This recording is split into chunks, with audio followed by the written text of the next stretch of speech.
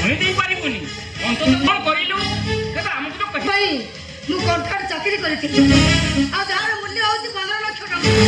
ଆଉ ମାଲିକ ସେ ଟଙ୍କା ମୋତେ ଅଧିକ ଦେଇ ଦେଇଥିଲେ ସେ ଚାକିରିଟା କଣ ମୁଁ କହିପାରିବିନି ତମେ ଯେତେବେଳେ ଥାନାକୁ ଗଲ ମୋତେ କହି ଯାଇଥିଲ କାବେରୀ ତ ଚାକିରି କରିବା ନିହାତି ଦରକାର ମୁଁ ଚାକିରି କରିଥିଲି ହେଲେ କି ଚାକିରି କରୁଥିଲି କୋଉଠି ଚାକିରି କରୁଥିଲି ସେଟା ତ ମୁଁ କହିପାରିବିନି ଆରେ ଚାକିରି ଖରାପ ଚାକିରି କରିଥିଲୁ ମୋତେ କହିବାକୁ ଘୃଣା ଲାଗୁଛି ଏଇଠି କାହିଁକି କଥା ବୁଝାଉଛୁ ଠିକ ଅଛି ତମେ ଯାହା ଭାବିପାର ମୋର କିଛି କହିବାର ନାହିଁ ଆରେ ଚାକିରି କଲୁ ଖୁସିର କଥା କି ଚାକିରି କଲୁ ଏତିକ ତ ଅନ୍ତତଃ ଆମେ ଜାଣିବା ଦରକାର ନାହିଁ କି ତାମାନେ ତମେ ମାନେ କଣ କହୁଛ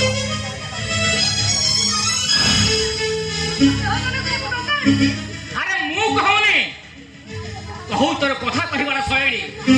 କହୁ ତୋର ବାହାନା କରିବାର ଯୁକ୍ତି ଠିକ ଅଛି ତମରି କଥା ହେଲା ମୁଁ ମୋ ଦେହ ବିକ୍ରି କରି ପଇସାକୁ ବିକ୍ରି କରିଦେଇଛି କୋଉଟା ହସିଗଲା ସେଇଠୁ କୋଉଟା ହସିଗଲା ଏ ଦୁନିଆରେ କଣ କୌଣସି ଝିଅ ତାଙ୍କ ଚରିତ୍ରକୁ ବିକ୍ରି କରୁନାହାନ୍ତି ମୁଁ କରିଦେଲି କଣ ମହାଭାରତ ଅସୁବିଧା ହେଲା ଯଦି ମୁଁ ଜାଣିଥାନ୍ତି ତ ଇଜ୍ଜତ ବିକି ଟଙ୍କାରେ ମୁଁ ଥାନାରେ ଫେରିଲି ବୋଲି ମୁଁ ମୋର ଆତ୍ମହତ୍ୟା କରିଦେଇଥାନ୍ତି କିନ୍ତୁ ତୋ ଚାକିରି ପଇସାରେ ଏବେ ଫେରିନଥାନ୍ତି ତମେ ଠିକ କହିଛ ଏଟା ମୁଁ କହୁଛି ତମେ ଯଦି ଏବେ ଆତ୍ମହତ୍ୟା କରି ମରିଛ ମୁଁ ଟିକେ ବି ମନ ଦୁଃଖ କରି ଆରେ ଯାଉ ବାପା ଝିଅକୁ ଚିନି ନ କରି ତା ଚରିତ୍ରକୁ ନେଇ ଆକ୍ଷେପ କରେ ଆଉ ଯୋଉ ଭାଇକି ନିଜ ଭଉଣୀର ତ୍ୟାଗକୁ ଭୁଲିଯାଏ ତାକୁ ଚରିତ୍ରହୀନ ବେଶ୍ୟା କହିପାରେ ସେଭଳି ସମ୍ପର୍କରେ ଜଡ଼ିତ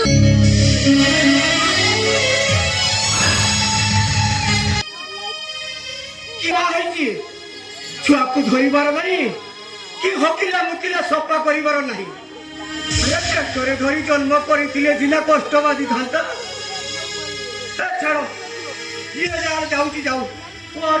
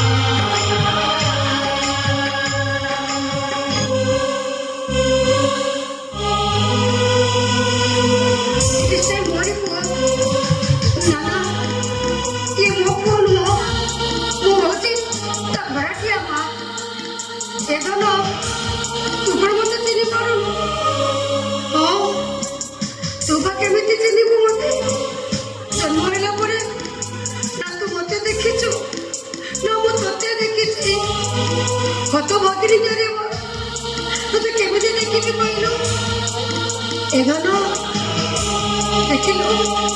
ତୋ ପାଇଁ ଯେମିତି ମୋ ଜାତିରେ ଅମୃତ ଝରି ଆସୁଛି ହେଲେ କଣ କରିବି କହ ତୋ ପାଟିରେ ଟିକେ ଅମୃତ ଦେବା ପାଇଁ ମୁଁ ଅଯୋଗ୍ୟ ସେ ସୁଯୋଗ ମୁଁ ପାଇନି ଏ ଧନ ତୁ କିଛି କହୁନୁ କାହିଁକି ଯେ କଣ ମୋ ଉପରେ ଅଭିମାନ କରୁଛୁ ଅଭିମାନ କରିବୁନି ବା କାହିଁକି ଜଣକୁ ଗର୍ଭରେ ଧରିଲି ଯେ ସେ ମତେ ଛାଡ଼ି ଚାଲିଗଲା ଆଉ ତତେ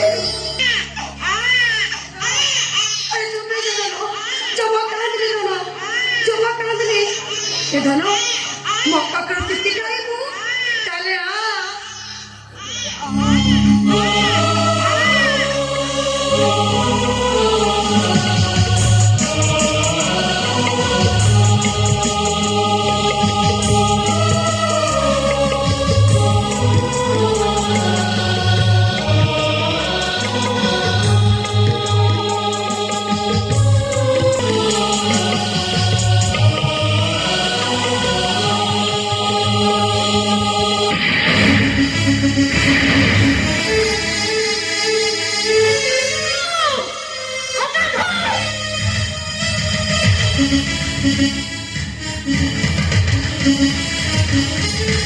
বৌমা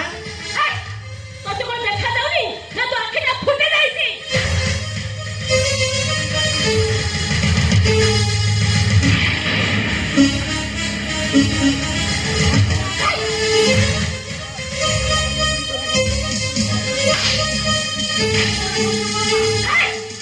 তুই চুপচাপ বৌমা আরে তোটা করে বলি ভিতরে যা যা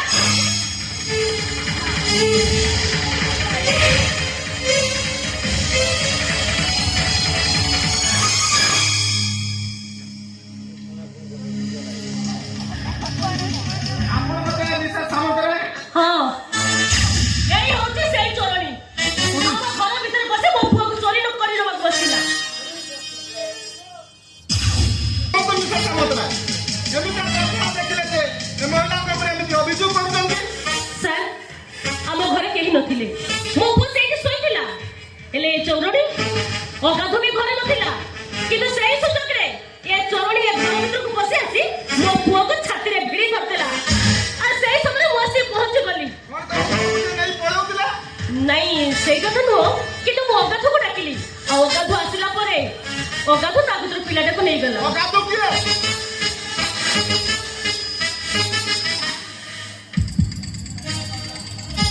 ସାର୍ ମୁଁ ଅଗାଧୁ ଆଜ୍ଞା ମୁଁ ଆସି ଦେଖିଲି ଇଏ ଏଇ ଆମ କୁନା ବାବୁଙ୍କୁ ତାଙ୍କ ଛାତିରେ ଭିଡ଼ି ଧରିଥିଲେ ନା ମୁଁ ତାଙ୍କ ପାଖକୁ ଯିବା ମାତ୍ରେ ସେ ତାଙ୍କ ପୁଅକୁ ମୋ ହାତକୁ କଢ଼େଇ ଦେଲେ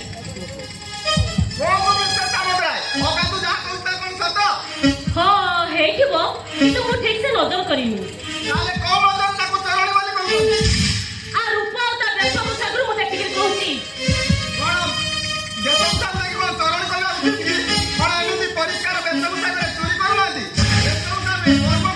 ଆଉ ଯଦି ସେ ଚୋରଣୀ ନୁହଁ ତାହେଲେ ଏ ଘର ଭିତରକୁ ପଶି ଆସି କଣ ପାଇଁ ସେ ମୋ ପୁଅକୁ ଛାତିରେ ଭିଡ଼ି ଧରିଥିଲା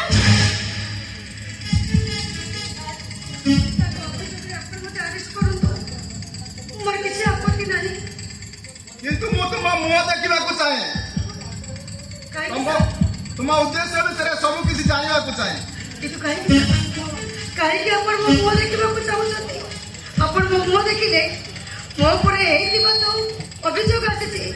ତାକୁ କଣ ଆପଣ କୋହଳ କରିଦେବେ ମୁଁ ପିଲା ଚୋରି କରିଛି ବୋଲି ମୋ ମୁଣ୍ଡରେ ତ କଳଙ୍କ ଲାଗି ସାରିଛି ମୋ ମୁହଁ ଦେଖେଇବି କେମିତି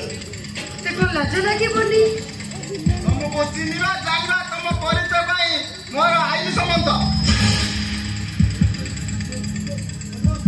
ଠିକ ଅଛି ତାହେଲେ ଆପଣ ମୋ ମୁହଁ ଦେଖନ୍ତୁ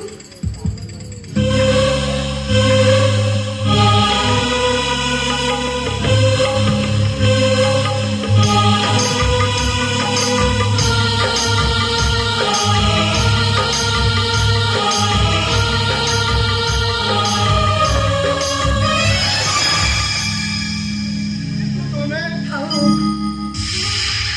ଆପଣ ଆଉ କିଛି କୁହନ୍ତୁନି ଆପଣ ମତେ ଜାଣିଛନ୍ତି ଚିହ୍ନିଛନ୍ତି ଏସବୁ କଥା ଠିକ କିନ୍ତୁ ମୋ ବ୍ୟକ୍ତିଗତ ସମ୍ପର୍କ ସହିତ ଏ ପରିବାରକୁ ଯୋଡ଼ିବା କିଛି ଆବଶ୍ୟକ ନାହିଁ ମୋ ପରିଚୟ ହେଉଛି ମୋ ପିଲା ଚୋରଣୀ ଆପଣ ମତେ ଆରେଷ୍ଟ କରି ନେଇଯାଆନ୍ତୁ ଆରେଷ୍ଟ କରି ନେଇଯାଆନ୍ତୁ ଆଉ କାହାକୁ କିଛି କହିବାର ଅଛି କୁହନ୍ତୁ ତା ନହେଲେ ଏ ମହିଳାଙ୍କୁ ମୁଁ ଥାନାକୁ ନେବାକୁ ବାଧ୍ୟ ହେବି ଆପଣ ତାଙ୍କୁ ଥାନାକୁ ନେଇପାରିବେନି କାହିଁକି ନା ମୋ ସ୍ତ୍ରୀର ଅଭିଯୋଗ ସମ୍ପୂର୍ଣ୍ଣ ମିଛ ମୁଁ ମିଛେଇ ତାମାନେ ସମସ୍ତଙ୍କ ଆଗରେ ତମେ ମୋତେ ମିଛେଇ ବୋଲି ସାବ୍ୟସ୍ତ କରୁଛ ତମ ଅଭିଯୋଗକୁ ମିଛ ବୋଲି ସାମାନେ ତମେ କଣ କହିବାକୁ ଚାହ ତମେ ମହିଳା ଜଣକୁ ଜାଣିନି ମାତ୍ର ମୁଁ ଭଲ ଭାବେ ଚିହ୍ନେ ଆଉ ଜାଣେ ତେଣୁ ସେ ଯେ ଏମିତି କାମ କରୁଛନ୍ତି ମୋର ଆଦୌ ବିଶ୍ୱାସ ନାହିଁ କାଇଁ ଇଏ ତମର କୋଉ ବାନ୍ଧବୀ କି ସେ ଖାଲି ମୋର ବାନ୍ଧବୀ ନୁହେଁ ଆଉ ସେ ମଧ୍ୟ ତମର ବହୁତ ଆପଣ ଆଚ୍ଛା କଣ ତା ପରିଚୟ ସେ ଯେ ଏତେ ବଡ ନିଜର ତା ପରିଚୟକୁ ଜାଣିବାକୁ କୁହନ୍ତୁ କୁହ ତା ସହିତ ଆମର କି ପରିଚୟ ଶୁଣିଲେ ତମ ପାଦ ତଳେ ମାଟି ଖସି ପଡ଼ିବ କରିଛ ଲାଜରେ ତମେ ମୁହଁ ଦେଖେଇ ପାରିବନି ହାତରେ ଗୋଡ଼ରେ ଯୋଉ ବ୍ୟବହାର କରିଛ ଯୋଉ ଟର୍ଚର ଦେଇଛ ସେମିତି ତା ହାତ ଗୋଡ଼ ତଳକୁ ତୁମ ମୋଟା ନେଇ ଚାଲିଯିବ। କାଇଁ ସିଏ ଯେ କୋଉ ମହିମରେ ଜାଣିତେ ମୋ ଗୋଡ଼ ତା ତଳକୁ ଚାଲିଯିବନି, ମୋ ମୁଣ୍ଡ ତା ପାଦ ତଳକୁ ଚାଲିଯିବ। ଇଏ ହେଉଛି ସେଇ ନାରୀ କୋଉ ନାରୀ? ଯେ ନାରୀ 10 ମାସ ଗର୍ଭଧାରଣ କରି ଆମ କୁନାକୁ ଜନ୍ମ ଦେଇଛି।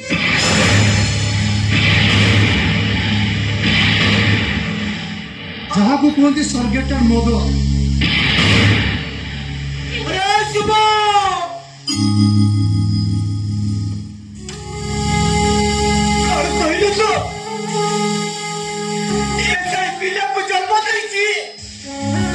ହଁ ଜେଜେ, କୁନାର ଗର୍ଭଧାରିଣୀ ସିଏ।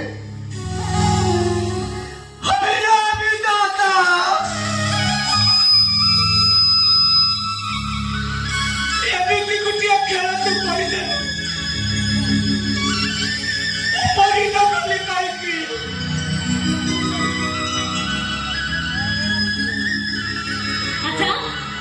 কোনটা পরিচয়? ইয়ে যে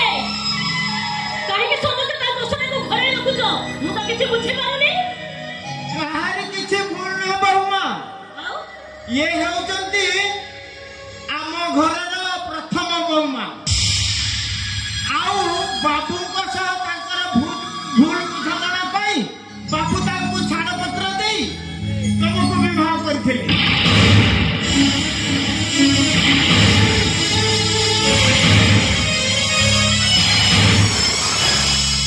ଆଉ ସେଇଥିପାଇଁ ମୁଁ କାବେରୀ ମା କ୍ଷୀର ଦେଉଥିବାର ଦେଖି ମୁଁ ତାଙ୍କ ପାଖରୁ ଛଡି ଆଣି ପାରିଲିନି। ତମେ ତାଙ୍କୁ ମାରିବାଟା ଠିକ ହେଲାନି ବହୁମା। ତମେ ମାନେ ସବୁ ଭୁଲ କହିଲ ନା? ମୁଁ ଭୁଲ ଶୁଣିଲି? ଏଇଟା କୋଉଠି କେନା ମୁଁ ଭୁଲ ଶୁଣିଲି ନା ତମେ ମାନେ ଭୁଲ କହିଲ? नहीं मैडम